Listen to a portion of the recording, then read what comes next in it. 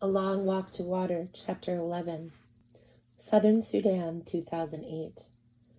After the two men left the village, the task of clearing more of the land between the trees began. It was very hard work. The smaller trees and bushes had to be burned or uprooted. The long grass had to be sieved and hoed under. It was dangerous work, too, as poisonous snakes and scorpions hid in the grass. Naya was still making 2 daily trips to the pond. Each time she returned, she could see that slowly but surely the patch of cleared earth was growing larger. The earth was dry and rock hard. Naya felt puzzled and doubtful. How could there be water in such a place? And when she asked Depp that question, he shook his head. She could see the doubt in his eyes, too. Southern Sudan and Ethiopia, 1985. They buried Uncle in a hole about 2 feet deep, a hole that had already been made by some kind of animal. Out of respect for him, the group walked no more that day, but took time to mourn the man who had become their leader. Salva was too numb to think, and when the thoughts did come to him, they seemed silly. He was annoyed that they would not be able to eat after all. While the men had been looting the group, more birds had arrived and pecked at the roasted stork until it was nothing but bones. The time for grief was short, and the walking began again soon after dark. Despite the numbness in his heart, Salva was amazed to find himself walking faster and more boldly than he had before. Mario was gone. Uncle was gone too, murdered by those Nuer men right before Salva's eyes. Mario and Uncle were no longer by his side, and they never would be again.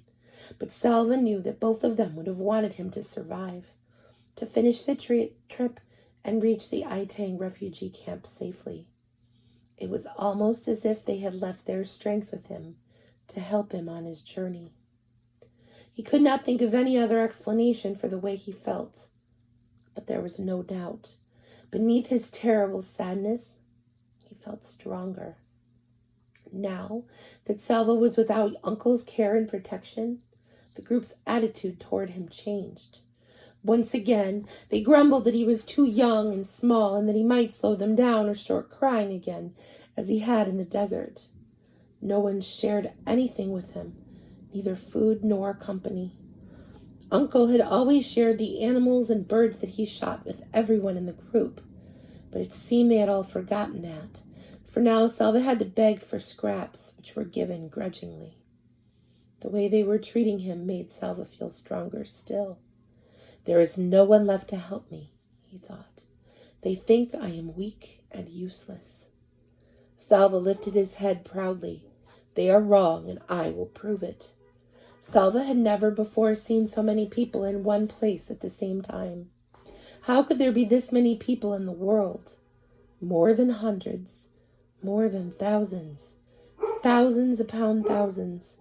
People in lines and masses and clumps.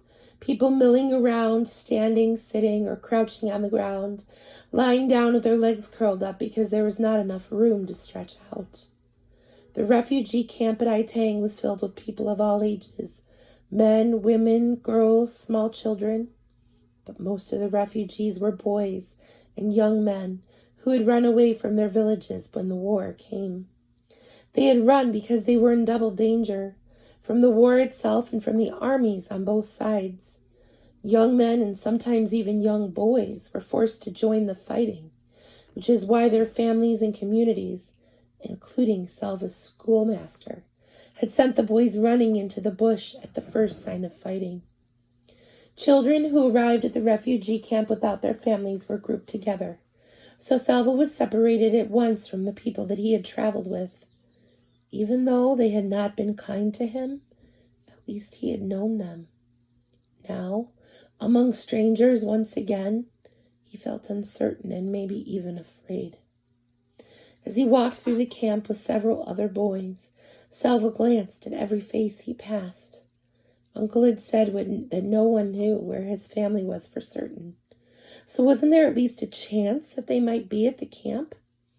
Salvo looked around at the masses of people stretched out as far as he could see. He felt his heart sink a little, but he clenched his hands into fists, and made himself a promise. If my family is here, I will find them. After so many weeks of walking, Salvo found it strange to be staying in just one place. During that long, terrible trek, finding a safe place to stop and stay for a while had been desperately important.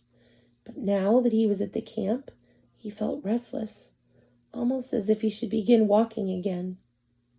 The camp was safe from the war. There were no men or guns or machetes, no planes or bombs overhead. On the evening of his very first day, Salvo was given a bowl of boiled maize to eat, and another one the next morning. Already things were better here than they had been during the journey. During the afternoon of the second day, Salvo picked his way slowly through the crowds. Eventually, he found himself standing near the gate that was the main entrance to the camp, watching the new arrivals enter. It did not seem as if the camp could possibly hold any more people, but still they kept coming. Long lines of people, some emaciated, some hurt or sick, all exhausted. As Salvo scanned the faces, a flash of orange caught his eye. Orange, an orange headscarf. He began pushing and stumbling past people. Someone spoke to him angrily, but he did not stop to excuse himself. He could still see the vivid spot of orange. Yes, it was a headscarf. The woman's back was to him, but she was tall like his mother. He had to catch up. There were too many people in the way. A half sob broke free from Salvo's lips. He mustn't lose track of her.